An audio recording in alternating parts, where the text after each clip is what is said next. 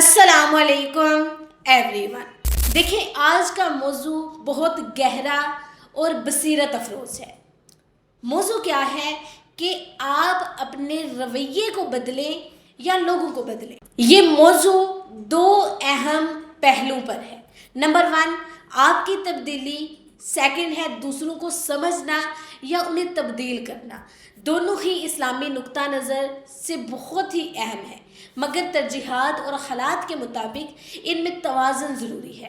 Number 1 ہے، قرآن مجید فرماتا ہے، اے ایمان والو اپنی فکر کرو، جب تم ہدایت پر ہو تو گمراہ لوگ تمہیں نقصان نہیں دے سکتے۔ یہ آیت واضح کرتی ہے کہ سب سے پہلے انسان کو اپنی ہدایت اور اصلاح کی فکر کرنی چاہیے، کیونکہ اگر ہم خود بااخلاق ہوئے، صابر ہوئے اور حق پر قائم ہوں گے تو ہماری خاموشی اور ہمارے عمل دوسروں کے لیے دعوت کا ایک ذریعہ بنیں گے۔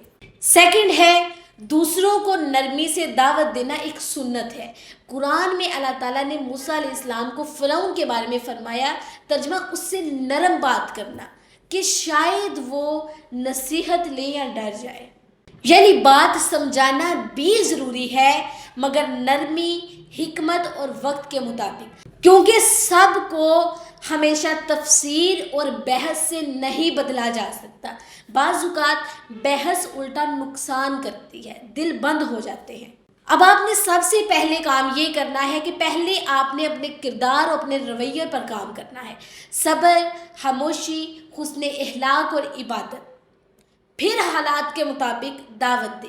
جہاں امید ہو کہ بات کا اثر ہوگا، جہاں دل نرم ہو، بحث سے اجتناب کرے، اوائڈ کرے اگر وہ ضد بن جائے۔ قرآن فرماتا ہے، اور جب جاہل لوگ ان سے بات کرتے ہیں تو وہ کہہ دیتے ہیں سلام۔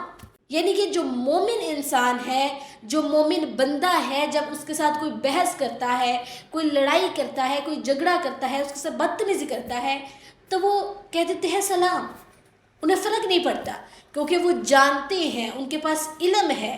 یاد رکھیں، زبردستی ہم کسی کو نہیں بدل سکتے، کیونکہ دل اللہ کے ہاتھ میں ہے، ہدایت دینا اس کا کام ہے۔ لیکن ہم ایک کام کر سکتے ہیں اور وہ ہے کوشش۔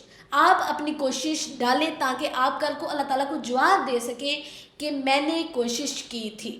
اور یاد رکھیں، اسلامی تعلیمات کے مطابق خود کو بدلنا پہلے ضروری ہے، کیونکہ ہماری شخصیت، ہمارا اخلاق اور ہمارا اعمال ہی وہ چیزیں ہیں جو دوسروں پر اثر ڈالتی ہیں۔ اگر ہماری شخصیت مضبوط ہوگی، ہمارا اخلاق اچھا ہوگا اور ہمارے اعمال نیک ہوں گے تو وہ دوسروں پر افیکٹ لازمی کریں گے۔ انسان جب اپنی اصلاح کرتا ہے تب ہی وہ دوسروں کو بہتر انداز میں سمجھا سکتا ہے، ان کی اصلاح میں کامیاب ہو سکتا ہے۔ اللہ تعالیٰ قرآن میں فرما رہے ہیں کہ اللہ کسی قوم کی حالت اس وقت تک نہیں بدلتا جب تک وہ خود اپنی حالت نہ بدلے۔ یہ آیت واضح طور پر کہہ رہی ہے کہ اگر آپ اپنی زندگی، اپنے اخلاق اور اپنی طرز فکر میں تبدیلی نہیں لائیں گے تو آپ کی زندگی میں کوئی حقیقی تبدیلی نہیں آ سکتی۔ تو اس سے ثابت ہوتا ہے کہ سب سے پہلے خود کو بدلنا زیادہ ضروری ہے۔ آدمی، پھر حدیث پہلے جو میں نے بولا، آدمی جو ہے وہ اپنے دوست کے دین پر ہوتا ہے، لہذا تم میں سے ہر ایک کو دیکھنا چاہیے کہ وہ کس سے کس طرح کی دوستی کر رہا ہے۔ یعنی یہ حدیث ہمیں یہ بھی بتا رہی ہے کہ ہم اپنے آپ کو کیسے بدلیں گے، اس کے مطابق ہماری دوستیاں، ہمارے تعلقات، ہماری باتیں۔ پہلا قدم خود کی اصلاح ہے، تب ہی ہم کسی اور کی اصلاح کے قابل بن سکتے ہیں۔ اچھا، میں آپ کو خود کو بدلنے کے فوائد بتا دوں۔ نمبر 1 ہے، جب آپ خود اچھے اخلاق، ایمانداری اور محنت میں محنتی ہوتے ہیں تو آپ دوسروں کے لیے ایک بہترین نمونہ بن جاتے ہیں۔ پھر ہے، خود کو بدلنے سے آپ کے دل کی صفائی اور روحانیت میں اضافہ ہوتا ہے، آپ سکون میں رہتے ہیں۔ جب آپ اپنی زندگی میں اچھائی دیکھتے ہیں تو لوگ خود بخود آپ کے قریب آئیں گے اور آپ کی رہنمائی کو قبول کریں گے، آپ کو کوشش بھی نہیں کرنی پڑے گی۔ ٹھیک ہے جی، تو سب سے پہلے خود کو بدلیں، نہ کہ دوسروں کو۔ جب ہم خود میں تبدیلی لاتے ہیں تو ہمارا کردار اور رویہ دوسروں پر مثبت اثر ڈالتا ہے۔ پھر ہم دعوت اور حکمت کے ذریعے دوسروں کی اصلاح کی کوشش کر سکتے ہیں۔